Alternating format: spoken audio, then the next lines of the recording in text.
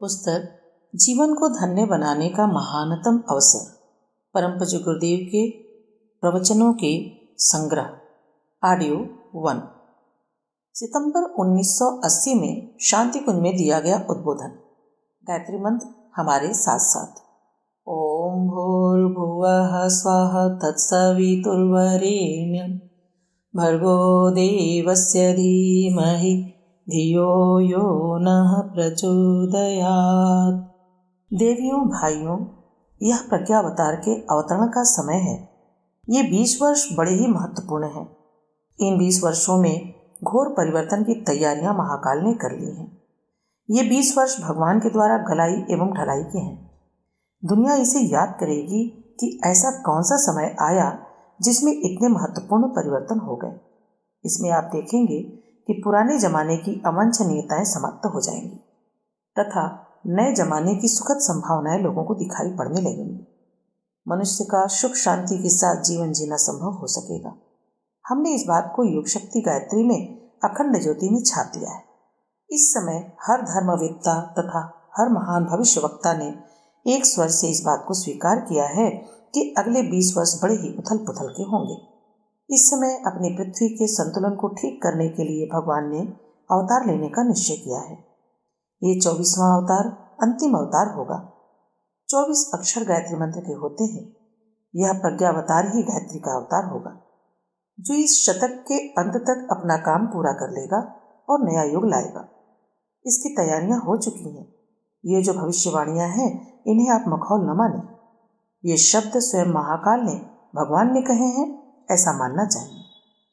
ऐसे समय में आप सभी जागृत आत्माओं को केवल हाथ पर हाथ रखकर बैठना नहीं है, बल्कि विशेष काम पूरा करना है।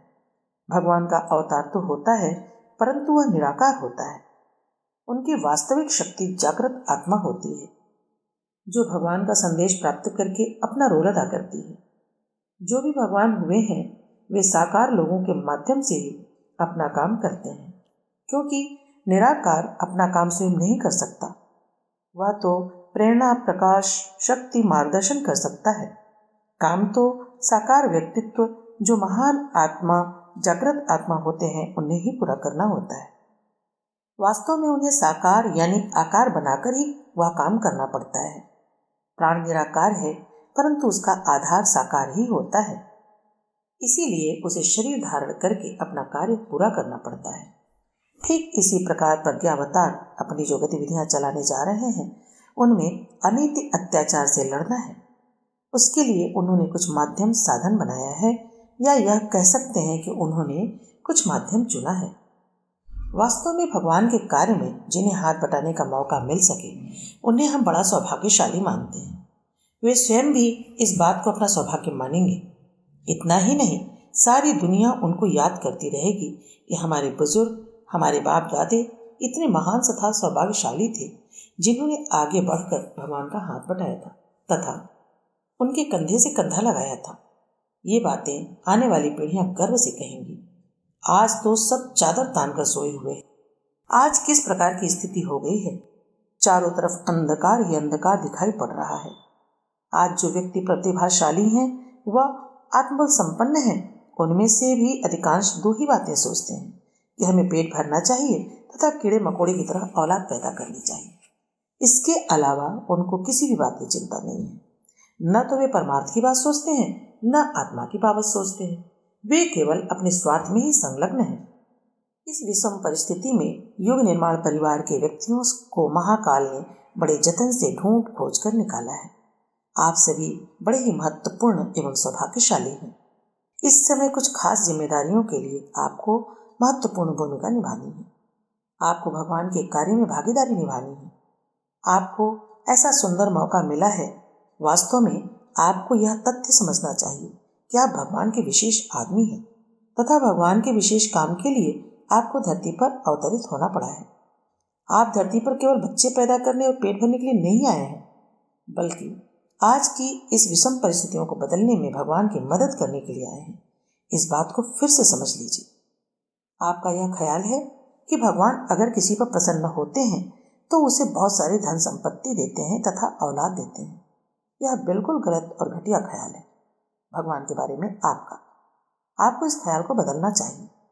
वास्तविकता यह है कि जो भगवान के नजदीकी होते हैं उन्हें धन संपत्ति एवं औलाद से अलग कर दिया जाता है। ऐसी परिस्थिति में ही उनके द्वारा यह संभव हुआ है कि भगवान का काम करने के लिए अपना साहस एकत्रित कर सकें और श्रेय भी प्राप्त कर सकें। इससे कम कीमत पर किसी को भी श्रेय नहीं मिला है। आप चाहेंगे कि आपको धन संपत्ति भी मिले, औलाद भी मिले तथा भगवान का प्यार भी मिले, तो यह कदापि संभव नहीं है।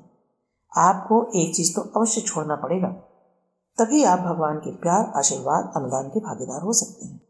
मित्रों, ऐसे समय में जिसे हम युग संधि कहते हैं, प्रभात काल की बेला तथा स्वर्णिम सौभाग्य की वेला कह सकते हैं, इस महान समय में आप लोगों को केवल आवश्यक कार्य ही करने चाहिए। इस खास समय में आप लोगों को अपनी अपनी हथकड़ियों को थोड़ा ढीला कर देना चाहिए। इसका मतलब इस समय में संपत्ति इकट्ठा करने की प्रवृत्ति तथा औलाद पैदा करने की प्रवृत्ति को बंद कर देना चाहिए। इस समय आपको अपने मन को थोड़ा संयमित कर लेना चाहिए। हमारी उनसे प्रार्थना है जो जागरूक हैं। जो सोए हैं उनसे हम क्या कह सकते हैं, परंतु जो जागरूक है उन्हीं से हम कुछ कह सकते हैं। आप जागरूक हैं, इसलिए हम आपसे कुछ कह रहे हैं। वास्तव में इस समय हर क्षेत्र में लोग सोए पड़े हैं। इससे अध्यात्म का क्षेत्र भी अछूता नहीं है। आज अध्यात्म क्षेत्र में वे ही व्यक्ति हैं जो थोड़ा बहुत पूजा पाठ करने के बाद अपनी सभी मनोकामनाएं पूरी कराना चाहते हैं। ये सारे के सारे व्यक्ति सोए हुए हैं।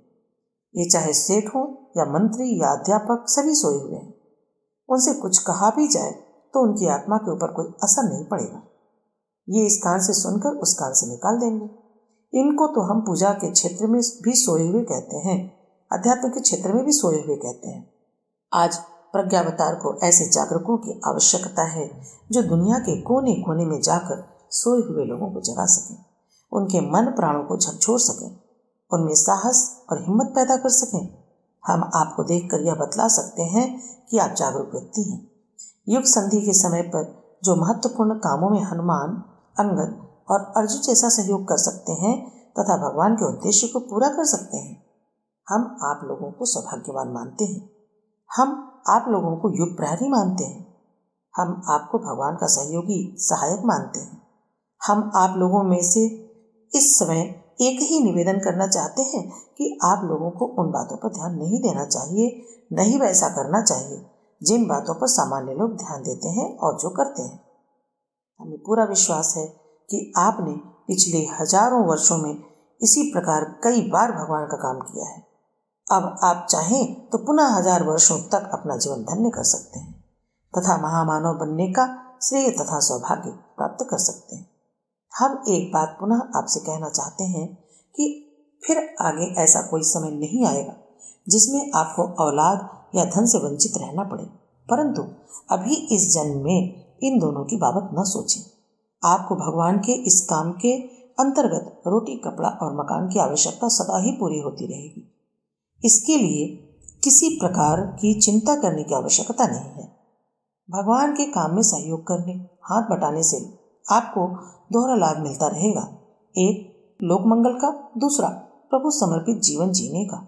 मित्रों, हमारी इतनी सी बात अगर आप मान लें कि आप अपने चिंतन से औलाद एवं धन के प्रति थोड़ा विराम लगा दें तो मजा आ जाएगा और आपका जीवन सार्थक हो जाएगा।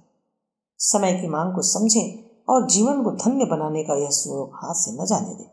आप यह मान्यता बनाकर चलें कि इस समय भगवान का काम करने की आपको नितांत आवश्यकता है। इस काम के प्रति इस समय आपको भी प्यास होनी चाहिए। भगवान को भी अपने काम कराने की प्यास है। आपसे भगवान कुछ चाहते हैं। आपको भी भगवान की आवश्यकता को पूरा करने के लिए साहस एवं हिम्मत के साथ आगे बढ़ना चाहिए। अगले दिनों आपको कुछ जमा नहीं करने देगा। अगले दिनों में धन का संग्रह कोई नहीं कर सकेगा, क्योंकि आने वाले दिनों में धन के वितरण पर लोग जोर देंगे। शासन भी अगले दिनों आपको कुछ जमा नहीं करने देगा, अतः आप मालदार बनने का विचार छोड़ दें। आप अगर जमाखोरी का विचार छोड़ देंगे तो इसमें कुछ हर्ज नहीं है। अगर आप पेट भरने, गुजारे भर की बात सोचें तो कुछ हर्ज नहीं है। आप संतान के लिए धन जमा करने, उसके लिए व्यवस्था बनाने की चिंता छोड़ दें। उन्हें अपने ढंग से जीने दें। संसार में जो आया है वह अपना भाग्य लेकर आता है। जॉर्ज वाशिंगटन अपने भाग्य से ही महान बने थे। उनके खानदान वालों ने उन्हें महान नहीं बनाया था। दूसरे और भी मनुष्य हैं जो गरीब खानदान में पैदा हुए, उनके माँ बाप ने उनके लिए दौलत नहीं छोड़ी थी, परंतु वे अपने पुरुषार्थ से, हिम्मत से आगे बढ़े, धनवान बने। इस समय दौलत के लिए धन छोड़कर जाने की बात न सोचें। उन्हें श्रेष्ठ संस्कार दें। औलाद के पास धन नहीं तो कोई बात नहीं, आपके पास भी धन नहीं है तो क्या हुआ। इस महत्वपूर्ण समय में आप प्रज्ञावतार का काम तो कर सकते हैं। यह योग संधि का पहला वर्ष है।